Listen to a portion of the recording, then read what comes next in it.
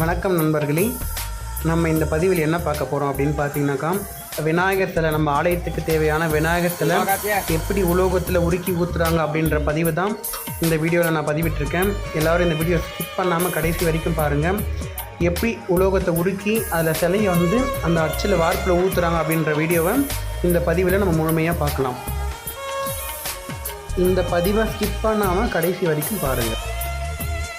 அவங்க என்ன பண்ணுறாங்க அப்படின்னு பார்த்தீங்கன்னாக்கா, அந்த உலோகத்தை உருக்கக்கூடிய அந்த அடுப்புக்கு பூஜை போட்டு அதில் அடுப்பு கறியெல்லாம் போட்டு அதை ரெடி பண்ணிகிட்ருக்காங்க உலோகத்தை உருக்கிறதுக்காக. இப்போ உலோகத்தை உருக்கிட்டாங்க.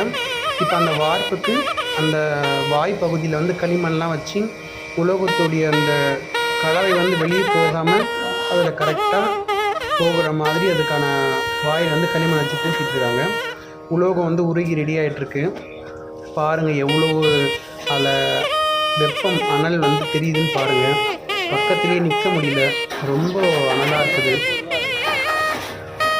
உலோகம் ரெடி ஆகிடுச்சு. அந்த உருகின உலோக கலவையை இப்போ தூக்க போகிறாங்க. மொத்தம் நம்ம 75 கிலோ இன்றைக்கி உலோக கலவை அதில் உருக்கியிருக்கிறோம். அந்த செம்பு, பித்தளை, சிறிதளவு தங்கம், சிறிதளவு வெள்ளி, ஈயம் போன்ற உலோக கலவை இப்போ அந்த வார்ப்பில் ஊற்றுறாங்க. ரொம்ப கடினமான வேலை இது. ஆனால் ரொம்ப அவங்க ஈஸியாக பண்ணுறாங்க. அவங்களுக்கு ரெகுலராக அது பண்ணுறதுனால அவங்க ஈஸியாக பண்ணுறாங்க. பாருங்கள், விநாயகர் சிலைக்கு அந்த உலோக கலவை ஊற்றிட்டுருக்காங்க.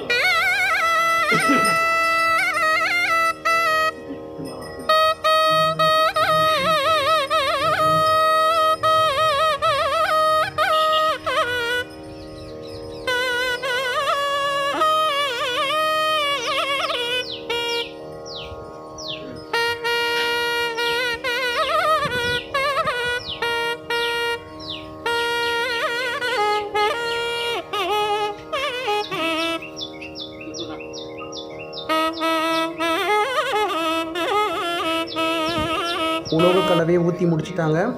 இப்போ சிலை ஊற்றுற வீடியோ தான் போட்டிருக்கேன். சிலை நம்ம திரும்பி வாங்கும்பொழுது அந்த வீடியோவை நம்ம பார்க்கலாம். அந்த கடையோடைய அட்ரஸையும் கொடுக்குறேன்.